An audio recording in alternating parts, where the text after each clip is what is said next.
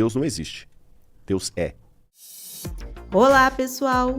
Fique com mais um corte sensacional do nosso Mentes Cast, sobre mentalidade, fé e crescimento pessoal.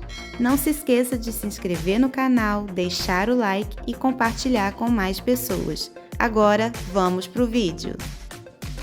E eu queria saber mais de você agora, do porquê você começou a ir atrás desse conhecimento, do porquê, você criou isso e falou assim, não, vou estudar a Bíblia. E eu queria saber até o que significa o arqueólogo, pra gente explicar pra audiência também. Vou começar de trás pra frente. Por favor. Até pra separar o arqueólogo do paleontólogo. Que já teve muita situação do pessoal me convidar pra dar palestra sobre dinossauros, sobre fósseis, sobre hominídeos. Aí eu agora explico pra galera o seguinte, gente, pra não ter confusão, o arqueólogo, que sou eu, é Indiana Jones. O paleontólogo, Jurassic Park. Tá bom? O meu Indiana Jones. Muito foda isso. Você entendeu? Ele simplifica pra nossa... Você entendeu? Eu sou Indiana Jones, então eu trabalho com tudo da invenção da escrita pra cá. Quem trabalha com pré-história vai mais pra paleontologia. E de onde que veio a arqueologia na minha vida, o negócio da Bíblia e tudo mais? Eu sou um misto interessante, por isso que o meu livro chama-se O Ceticismo da Fé. Porque eu Você era cético? Demais. Sou ainda. Pra muitas coisas eu sou cético. Tipo o quê? Vou dar um exemplo pra você. Se não existe Deus, por que é algo ao invés de nada? Eu acho que existe Deus, porque, o mundão tão perfeito assim. Tudo. Mano, quando começa a falar de corpo humano, do que tudo funciona, e tem o sistema digestivo, e tudo é. Sabe, liga aos pontos, não tem um nó desatado, eu falo assim. É Deus, né? É algo, pelo menos, que não mostraram até agora. E isso é Deus. Você me mostra o meu ceticismo. Eu sou cético demais pra acreditar na visão ateia de que tudo isso é obra do acaso. Entendi. Eu também. Eu sou cético porque assim, já provou que o universo teve um começo. Há modelos diferentes. Tá. O mais clássico é o Big Bang. Alguns aceitam o Big Bang, outros não. Há questionamentos sérios ao Big Bang. Mas não importa qual modelo cosmológico você adora, o universo teve um começo. Aí eu jogo... Essa pergunta, na verdade, não é minha, é de Parmênides. Por que há algo ao invés de nada? Sendo que do nada, nada se faz. Por ser cético em relação à possibilidade de que do nada possa surgir algo, eu sou obrigado a acreditar que ao invés de nada, havia alguém chamado Deus. É lógico que eu tô simplificando Tá, aqui. mas o Deus, ele vivia sozinho? Ele era... Ele vivia... ele não vivia em comunidade? Ele é um ser que vive só? Olha que interessante. O Santo Tomás de Aquino, um famoso teólogo católico do século XII, 13, Tomás de Aquino dizia o seguinte: Deus é amor. Se Deus é amor, ele tem que ter um objeto desse amor. Isso significa que o ser de Deus é único, mas é plural em pessoas. Ele falava isso até para já dar uma argumentação filosófica a favor da Trindade. Que Deus é triuno, é um Deus, mas são várias pessoas. Ou seja, Cristo sempre existiu por toda a eternidade com o Espírito Santo e com Deus Pai. Então sempre houve Jesus Cristo. Sim. Não houve um tempo em que Deus não houvesse. Tá. Aliás, vou até fazer um paradoxo aqui. Deus não existe. Deus é. Porque existir, existere do latim, é uma coisa que é tirada da outra. Né? Deus não nasceu. O tempo nasceu. Deus é anterior a isso. Não estou dizendo que Deus é atemporal, mas pelo menos o tempo como nós medimos, ele teve um começo. Eu vou colocar aqui, os cosmólogos que me perdoem, eu vou falar do Big Bang. Eu tô falando que muitas pessoas acham que o Big Bang não é o melhor modelo. Tá bom? Então, eu vou colocar o Big Bang só à guisa de ilustração. Suponhamos que seja o modelo do Big Bang que está certo. Teve um instante, zero, em que tudo começou. Matéria, energia, tempo e espaço. Antes desse minuto zero não havia espaço. Não havia tempo. Isso pra mim é muito doido. Isso é muito não havia nada. Então, para ter tudo depois, eu tenho que ter uma causa disso, e é Aristóteles que fala isso. Eu tenho que ter uma causa primária que justifica a existência de tudo depois. Agora, essa causa primária não pode ser presa a nenhuma das coisas que vão surgir depois dela. Tá. Então, essa causa primária, em primeiro lugar, ela tem que ser eterna, porque ela criou o tempo. Então, ela existia antes do tempo. Essa causa primária tem que ser onipresente, porque não existiu espaço e ela já existia. Essa causa primária tem que ser intencional, porque as coisas passaram a existir com uma intenção. Até tem uma outra... eu quero lembrar quem foi o autor que perguntou isso, que ele falou o seguinte: por que a música ao invés de ruído? Por quê? Essa é a pergunta. Porque tem que ter alguém que fez a partitura. Entendeu? Comparando as coisas numa orquestra, as coisas não são ruídos soltos. Deixa eu fazer uma pergunta. Tem lógica, você me lúdica. falou, né? A cabeça, o cabelo, os olhos, o rosto. Nossa, muito legal. Então, eu quero te fazer até uma pergunta lúdica, porque se Deus cria todos nós, assim, como imagem e semelhança dele, ele é algo físico, mas ele, ou não, ele se parece com a gente ou não? E eu sei que, não sei se você tem essa resposta, não sei se você ou já viu, assim, eu nunca vi, mas já senti. Só que isso é muito louco pra mim, porque falam, pô, ele é imagem e semelhança nossa. Aí eu fico tipo assim, como é que ele é, mano? Ele é negrão, ele tem uns dread, usa relógio. Não, isso aqui são perguntas bestas. Não são bestas. Mas são Acho tipo que assim, não. Perguntas... mas são perguntas que eu me faço, porque eu quero, tenho essa curiosidade do finito, assim. Será que é finito ou é infinito? Eu fico tipo muito nessa. Só eu fico se eu só corrigir que não é pergunta besta, Não, é por várias razões. Primeiro, que não existe pergunta besta, existe às vezes resposta cretina. Mas a pergunta sincera, ela é bem-vinda. Ela faz parte do diálogo. Segundo, todo o verdadeiro teólogo, crente, ele questiona. Jesus questionou, Deus meu, por que me desamparou? Então, Jesus também fez pergunta besta. E terceiro, muitas perguntas que vocês estão fazendo, eu fico feliz, porque eu vejo as perguntas que os teólogos fizeram no povo. Eu sempre ensinei em sala de aula, hoje eu não dou aula mais na graduação, mas quando eu dava aula na graduação, sempre ensinava para os meus alunos de teologia que a gente tem que tirar a teologia das quatro paredes da sala de aula. Por que hoje eu falo de arqueologia?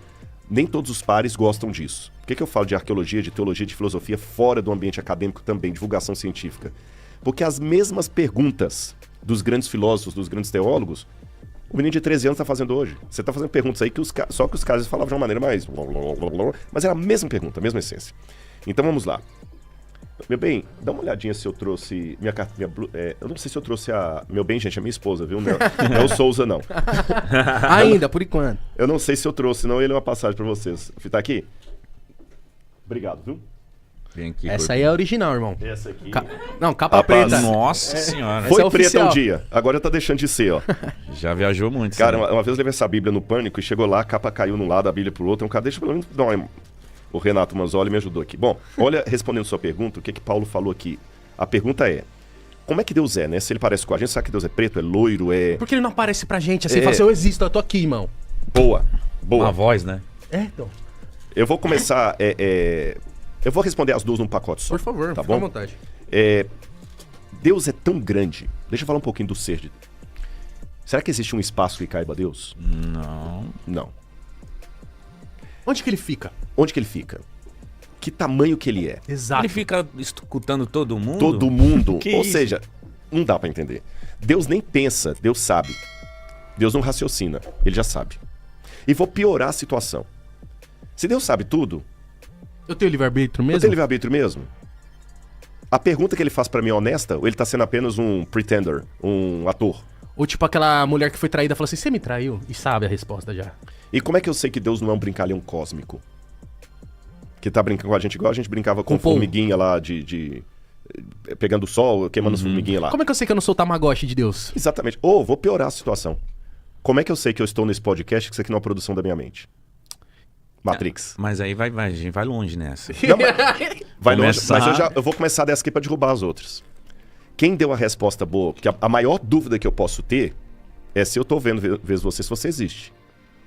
Porque vamos pensar no Matrix, galera. Vamos supor que eu tô agora com um monte de eletrodo na minha cabeça, numa sala lá, e ninguém que tá aqui existe. É minha mente que tá produzindo vocês. Como é que eu posso ter certeza que você existe? Tocando? Esse é o máximo do ceticismo que a gente pode ver. Não tocando não, porque... Eu posso imaginar um toque Você pode imaginar um também? toque. Quando você sonha, você não... Aliás, mesmo? quem já fez xixi na cama sabe que é ter um sonho realizado. Sim. Você pensa que tá no banheiro e não tá. Então vamos lá.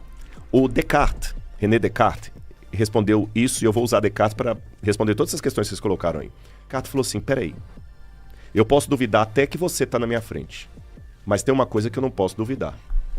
Ainda que você seja uma ilusão, eu existo, porque minha mente está produzindo você. Entendi. Aí que é a famosa frase, cogito ergo sum, em latim. Penso, Logo existo. Eu não tenho como duvidar da minha existência. Então eu também não duvido da minha. Exatamente. Tá certo? Sim. Então eu existo. Ainda que você seja uma ilusão, eu tô produzindo você. Mas se pra eu existir, eu sei que eu não sou eterno. Então tem que ter algo que me produziu. Então eu já sou obrigado, a partir da minha existência, a admitir a existência do outro. E esse outro, para ser alguém que realmente justifica tudo, tem que ser um outro com O maiúsculo. Então tem esse Deus.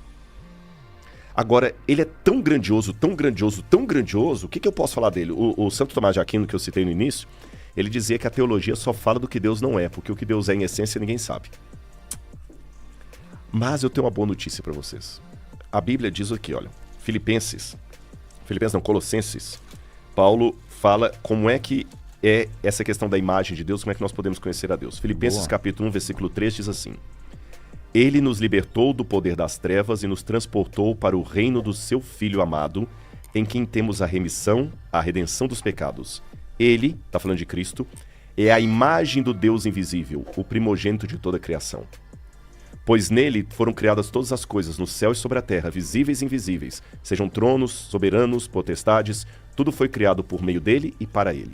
Então, Paulo está explicando aqui que Jesus é a imagem visível, interessante isso, do Deus invisível, porque tudo foi criado nele. Aí você vai para o Evangelho de João, ele fala assim: no princípio era o Verbo, e o Verbo estava com Deus, e o Verbo era Deus. Ele estava no princípio com Deus. Todas as coisas foram feitas por ele, e sem ele nada do que foi feito se fez.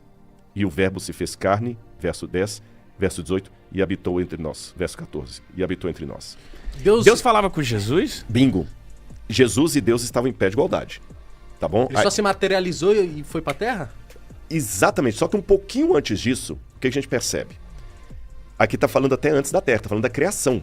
Tá, do antes do antes. Do antes do antes. Mano. Aí você vai para Provérbios 8, fala que quando Deus fazia tudo isso, tinha um companheiro de Deus ali na eternidade, que Provérbios chama de a sabedoria, Chokhmah.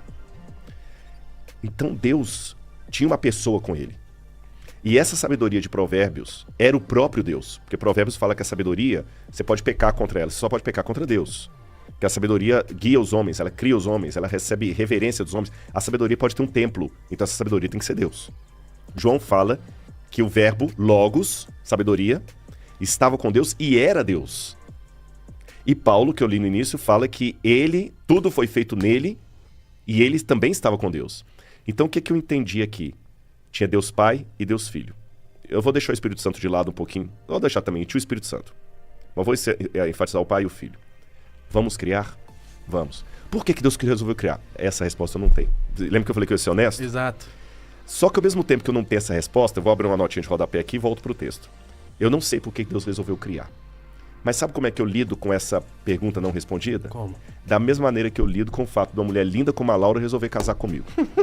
Não, sério. Paixão. Paixão. Até hoje eu olho assim, mas por que, gente, Amor. por que a Laura me amou? Eu não sei. Você é amável. Obrigado. Mas de qualquer maneira, eu olho assim e falei, poxa, eu não tenho a resposta. Porque, acho que nem ela, nem você tem. Por que você ama a Maria e não o João? Sim.